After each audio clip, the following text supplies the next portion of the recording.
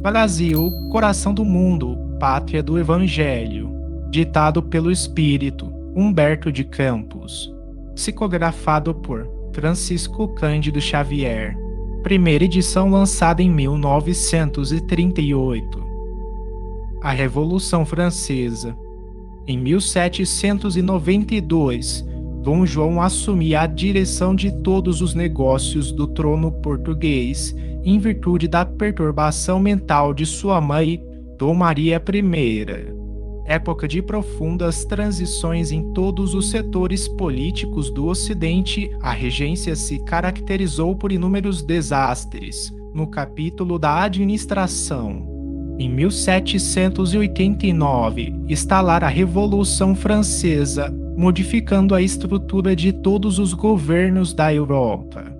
Depois da sua reunião em Versalhes, no dia 5 de maio de 1789, os Estados Gerais se transformaram em Assembleia Constituinte e, a 14 de julho do mesmo ano, o povo, oprimido e dilacerado pelas flagelações e pelos impostos, derrubava a Bastilha, esfacelando o símbolo do despotismo da realeza. Luís XVI é guilhotinado a 21 de janeiro de 1793.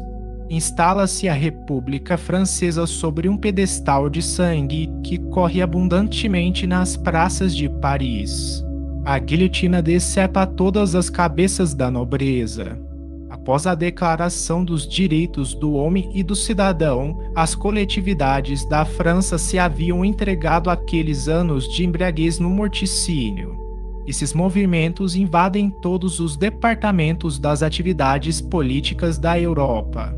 Todos os tronos se unem, então, para o extermínio da República nascente.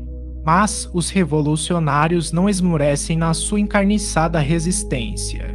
Todas as pessoas suspeitas são decapitadas. O período do terror é a grande ameaça ao mundo inteiro.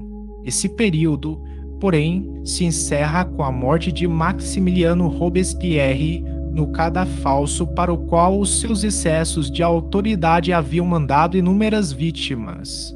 Instala-se em 1795 o Diretório, que Napoleão Bonaparte faz derrubar em 1799, arvorando-se em primeiro cônsul. As casas imperiais europeias observam semelhantes acontecimentos, aguardando um ensejo próprio à restauração do trono que a família dos Bourbons havia perdido. A França, após os desperdícios de força na luta fratricida, caíra nas mãos do ditador inteligente e implacável que a conduziria ao caminho de todas as aventuras. De simples oficial de artilharia, Bonaparte chegara, mediante golpes de Estado, ao cargo supremo do país, fazendo-se proclamar imperador em 1804. Sob a sua direção audaciosa, todas as conquistas militares se empreendem. A Europa inteira presta-se para a campanha ao tinido sinistro das armas. Pela estratégia dos generais franceses, caem todas as praças de guerra e o imperador vai catalogando o número ascendente das suas vitórias. A esse tempo, todos os gênios espirituais do Ocidente se reúnem nas esferas próximas do planeta, implorando a proteção divina para os seus irmãos da humanidade. Emissários de Jesus descem com a sua palavra magnânima a instruir os trabalhadores do bem, levantando-lhes as energias para os bons combates. Irmãos, elucidam eles, ordena o Senhor que espalhemos a sua luz e o seu amor infinito sobre todos os corações que sofrem na terra. As forças das sombras intensificam a miséria e o sofrimento em todos os recantos do planeta. As ondas revolucionárias enchem de sangue todas as estradas do globo terrestre e as trombetas da guerra se fazem ouvir, entoando as notas horríveis da destruição e da morte. Levantemos o espírito geral das coletividades oprimidas, renovando a concepção de liberdade na face do mundo. Anjo amigo, interpelou um dos operários da luz naquela augusta assembleia, estarão enquadrados na lei divina os trágicos acontecimentos que se desenrolam na terra? Os tribunais se instalam para julgamentos sumários, que terminam sempre por sentenças de morte. As preces das viúvas e dos órfãos elevam-se até nós, nos mais dolorosos apelos, e, enquanto procuramos amparar esses irmãos com os nossos braços fraternos, o banquete da guerra, presidido pelos ditadores, prossegue sempre como se obedecesse a uma fatalidade terrível dos destinos do mundo. Irmãos, explica o mensageiro, o plano divino é o da evolução e dentro dele todas as formas de progresso das criaturas se verificariam sem o concurso desses movimentos lamentáveis, que atestam a pobreza moral da consciência do mundo.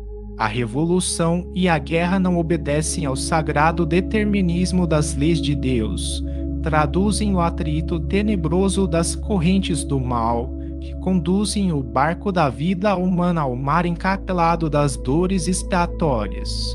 Os pensadores terrestres poderão objetar que das ações revolucionárias nascem novas modalidades evolutivas no planeta e que múltiplos benefícios se originam das suas atividades destruidoras. Nós, porém, não compreendemos outras transformações que não sejam as que se verificam no íntimo dos homens, o augusto silêncio do seu mundo inferior, conduzindo-os aos mais altos planos do conhecimento superior. Se, após os movimentos revolucionários, surgem no orbe novos aspectos de progresso geral, é que o bem é o único determinismo divino dentro do universo, determinismo que absorve todas as ações humanas, para as assinalar com o sinete da fraternidade, da experiência e do amor. Os espíritos das trevas se reúnem para a chacina e para a destruição, como acontece atualmente na Terra, aliando-se às tendências e às fraquezas das criaturas humanas, levam a mentalidade geral a todos os desvarios. Eles julgam estabelecer o império das sombras no plano moral do globo terrestre, mas a verdade é que todos os triunfos pertencem a Jesus, e as correntes da luz e do bem absorvem todas as atividades, anulando os resultados porventura decorrentes da expansão limitada das trevas. Essa é a razão por que, mesmo depois dessas ações destruidoras, florescerão outros núcleos valiosos de civilização, até que a fraternidade deixe de ser uma figura mitológica no coração das criaturas humanas, até que estejam extintas as vaidades patrióticas, para que prevaleçam um só rebanho e um só pastor, que é Jesus Cristo. Os seres das sombras terão o poder de arrastar o homem da terra às lutas fratricidas. Mas ai daqueles que fomentarem semelhantes delitos. Para suas almas, a noite dos séculos é mais sombria e mais dolorosa. Infelizes de quantos tentarem fechar a porta ao progresso dos seus irmãos, porque acima da justiça subornável dos homens há um tribunal onde impera a equidade inviolável. Artemis, nota 15 divina, conhece todos os traidores da humanidade, que passam pelo mundo glorificados pela história. A condenação lhes marca a fronte e aos seus ouvidos ecoam incessantemente as palavras dolorosas: Caim, Caim, que fizeste dos teus irmãos, maldito. Somente as lágrimas, no círculo doloroso das reencarnações tenebrosas, lhes abrem uma vereda para a reabilitação nas estradas eternas do tempo. Nota 15. Temis, na mitologia grega, a deusa guardiã dos juramentos dos homens e da lei diante dos magistrados para o julgamento dos réus. Dissolvida a Assembleia do Infinito, os amigos dos infortunados espalharam-se pelas sendas terrestres, a reerguerem seus irmãos nas lutas redentoras. Napoleão prosseguia, deixando em toda parte um rastro de lágrimas e de sangue. Suas incursões em todos os países, e granjeavam um espólio miserável das posições e das coroas que o ditador ia distribuindo pelos seus familiares e amigos. O século XIX começava a viver embalado pelo fragor das armas em todas as direções. Portugal alia-se à Inglaterra, resistindo às ordens supremas do conquistador. Bonaparte assina um tratado com a Espanha, que já se havia dobrado às suas determinações, e ordena a invasão imediata de Portugal. A Inglaterra, com a sua prudência, sugere a Casa de Bragança retirada para o Brasil. Dom João VI hesita antes de adotar semelhante resolução. O grande príncipe, tão generoso e tão infeliz, é encontrado, nas vésperas da partida, a chorar convulsivamente em um dos aposentos privados do palácio, mas aquela decisão era necessária e inadiável. A frota real velejou do Tejo a 29 de novembro de 1807, a caminho da colônia e mal havia desaparecido nas águas pesadas do Atlântico. Já os soldados de Junot se apoderavam de Lisboa e de suas fortalezas, com ordem de riscar Portugal da Carta Geográfica Europeia. Contudo, os gênios espirituais velavam pelos vencidos e pelos humilhados. Dom João VI chega ao Brasil em janeiro de 1808, depois de uma viagem cheia de acidentes e contrariedades. O bondoso príncipe encontraria, na terra do Evangelho, a hospitalidade que os reis de Castela não encontraram nas suas colônias da América do Sul, quando acossados pelas mãos de ferro do ditador.